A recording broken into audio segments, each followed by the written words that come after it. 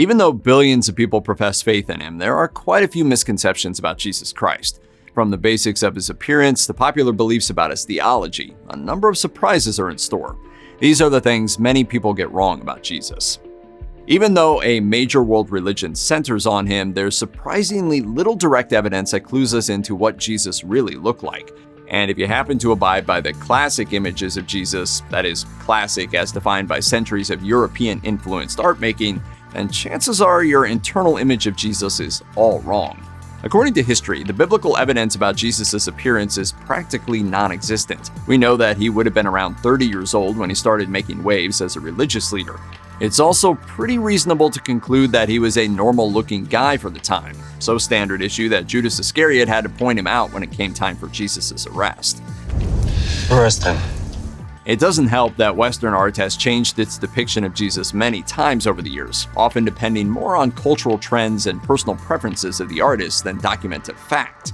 That said, we can make some reasonable conclusions about his appearance, extrapolating from common traits seen around the region at the time. In the book, What Did Jesus Look Like?, academic Joan E. Taylor advances an educated guess that Jesus likely had curly hair, dark eyes, and brown skin, much like other people in his community. It is often presumed that Jesus began his life as a humble carpenter, working with his hands in obscurity before he became a major religious figure. However, the use of the word carpenter isn't quite right here. There are really only two verses, Mark 6:3 and Matthew 13:55, that even bother to reference Jesus' occupation or that of Joseph. It seemingly wasn't that important to the writers of the Gospels.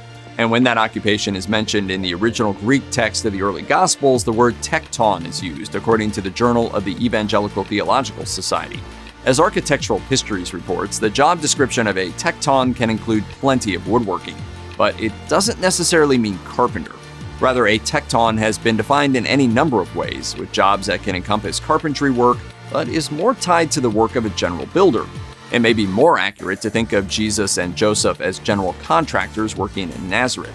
It appears that we got to carpenter because when English translations of the Bible started to debut, there was already an established tradition of referring to Jesus as a carpenter, despite the lack of clear biblical evidence. So many Christians celebrate the birth of Christ every year on December 25th, but what if he wasn't born on that date? If you traveled back in time to the first few centuries after Jesus' death, you'd be hard-pressed to find any celebration of his birth, much less one taking place around that time of the year. According to history, the oldest known record of a Christmas-like celebration is an observation of the Nativity that took place in Rome in 336 AD. Before that, no one claimed to know at what time of year Jesus had been born, nor did it seem to concern them very much. Easter, which commemorates Jesus' crucifixion and resurrection, was considered far more central to the Christian celebratory calendar. Later, theologians would contend that God had created the world on the spring equinox, implying that Jesus was probably conceived around the same time of the year, the lack of biblical support notwithstanding. There's no directly stated reason why early church leaders picked December 25th as the holiday, but it's worth noting that the Feast of the Annunciation is March 25th. That's the day Catholics celebrate Mary becoming pregnant. Add 9 months to that and you get December 25th. Another commonly reported fact is that Christmas lines up with pagan festivals like the Roman Saturnalia, which themselves tend to occur around the winter solstice. Saturnalia actually ended on the 23rd, so the dates don't really line up, but it's still commonly thought that Christmas is on the 25th because of a pagan holiday. It's not. We don't really know specifically why Christmas is celebrated on December 25th. History reports that scholars commonly agree there was a real historical Jesus. However, the complicated truth is that direct evidence for his existence is frustratingly hard to come across. So while we can be reasonably certain that there was once a religious leader named Jesus who lived in what is now Israel around the 1st century, things after that point get murky pretty quickly. First, there's no officially verified archaeological evidence for Jesus, meaning that no one has yet found any tangible things that are without a doubt connected to the man. Yes, this means that even long-venerated religious relics like the supposed crown of thorns traditionally housed in Notre Dame Cathedral or bits of the so-called true cross displayed elsewhere are unconfirmed as relics associated with Jesus. But what about documentary evidence? That avenue has proven more useful, though not exactly fruitful. Some non-biblical writers did confirm a few spare details of Jesus' life. Flavius Josephus, a Jewish historian living in the 1st century, offers up one of the earliest such accounts. In his Jewish Antiquities, he writes of a man named James who was unfairly executed, mentioning that the victim is the brother of, quote, Jesus who is called Messiah. yet a longer account may have been doctored by later Christian editors. Another brief mention comes in the Annals of Imperial Rome, where historian Tacitus refers to a man who, by the 2nd century, was called Christos. Quite a few depictions of Jesus over the centuries have shown him with long hair. Perhaps a bunch of artists have just found that image more exciting than showing him with short hair. And as it turns out, the long hair of Jesus in so many depictions may not have anything to do with historical fact. According to the BBC, having a big old beard and long hair was traditionally the mark of a Greek or Roman god, such as Zeus. Everyday men at the time would have been far more likely to have short hair. In fact, the earliest known images of Jesus from the 3rd century show him in just such a manner. A beard might not have been totally out of the question, though. If Jesus were busy traveling for his preaching, he may not have had time to visit a barber and could have developed something of a beard. But long hair would have certainly marked him out as a member of a group known as the Nazarites. Yet, because no one ever claimed Jesus was a Nazarite and because he drank wine, another no-no for Nazarites, we can make a reasonable conclusion that he had short hair and, at most, a short beard like everyone else. Jesus was, by many modern accounts and retellings of his story, a generally loving guy who preached peace and togetherness during his time on earth. On its face, that can't be totally disputed, as there are plenty of Bible verses where Jesus tells people to love one another. According to Christianity.com, he's also commonly known in Christian circles as the Prince of Peace. But it would be a mistake to assume that Jesus was a meek, thoroughly chill dude who gave out blanket kindness. In fact, as Got Questions relates, there are plenty of biblical verses that reveal far more nuance in his emotions.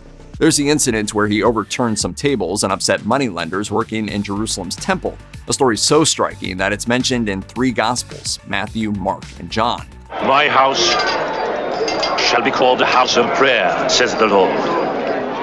But you have made it a den of thieves. He was also known to get frustrated at people who weren't meeting him halfway with his teachings, as when the Pharisee fundamentalist wouldn't answer his questions in Mark 3:1-5.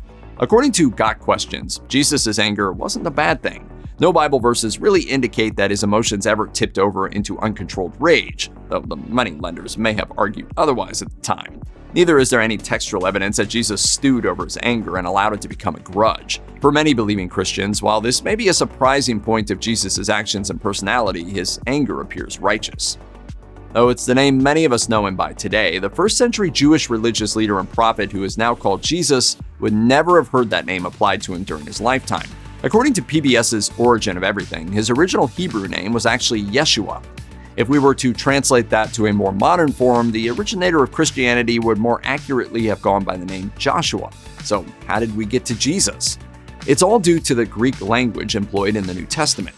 His name went from Yeshua to Jesus, mainly because Greek just didn't have the same characters to handle the sound of the original Hebrew. Jesus, which rather easily became Jesus down the line, was their best approximation. As Slate reports, Yeshua would have faced the same problem borne by modern kids with popular names. A bunch of people in the region apparently were named Yeshua. It certainly pops up often in the Hebrew Bible, though those individuals often become Joshua in later translations.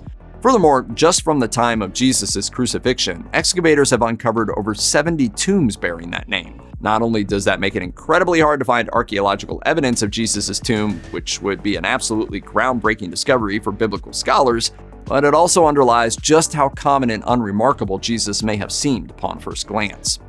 Given how many stories there are of Jesus' life, including those in the Gospels of Matthew, Mark, Luke, and John, you'd think we'd have some confirmed contemporary reports of his comings and goings. But we really don't. We've got some accounts written within a few generations or so of Jesus' time, just like that of Josephus. When it comes to eyewitness accounts from people who actually met the man, things get pretty shaky. Speaking to NPR, religion professor Bart D. Ehrman notes that we can't be so sure that the Gospels were actually written by Matthew, Mark, Luke, or John. Instead, it's quite possible that later writers simply attached the names of the apostles to their work. If they were actually written by the people in question, then why are there so many significant differences between the details of the Gospels, like whether or not Jesus was divine? Perhaps most significantly, there's no language in any of the Gospels that clearly indicates the writer was there as a witness. The faithful may argue against this idea, but looking at things strictly in reference to the books in the New Testament, there's no confirmed proof that the apostles or anyone else who was part of Jesus' inner circle ever wrote down their accounts. Contrary to some modern folks' expectations, there was practically no way Jesus would have thought of himself as a Christian. First of all, as the BBC reports, the Christ part of Jesus Christ was not an actual feature of his name.